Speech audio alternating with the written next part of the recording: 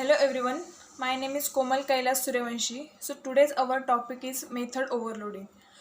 So where comes from method overloading? So method overloading that is comes from OOPS concept.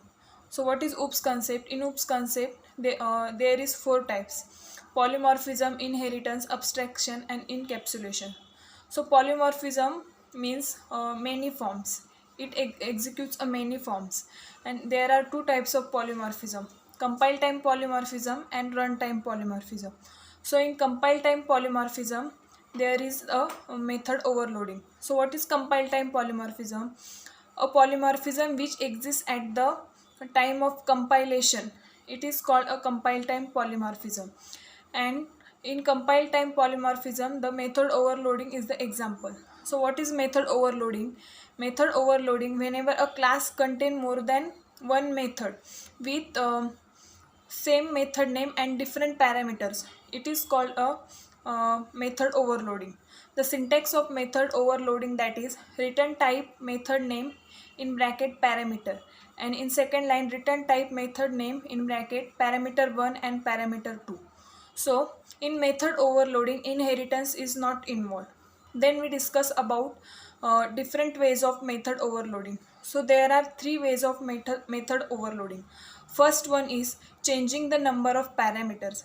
Second one is changing the data types of the parameter, and third one is changing the order of parameters in method overloading. So first we see changing the number of parameters.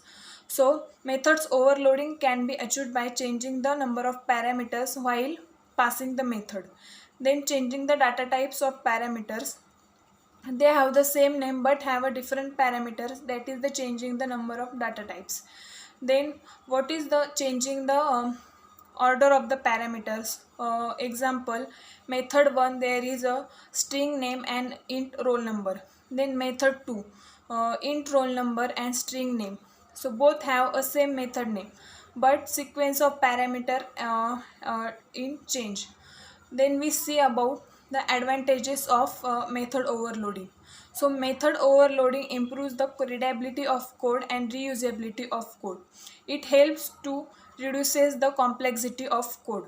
So that is the advantages of method overloading. Then we some questions on method overloading. So can we overload a static method? The answer is yes. We can two or more static methods with the same name but different parameter. So static method is also known as a method overloading, and early binding is also known as a method overloading. Our second question is, can we overload main method? The answer is yes, because static method is a main method.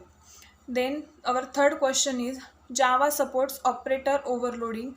So answer is no, Java does not support operator overloading. Example, plus is overloaded but it is a concatenation.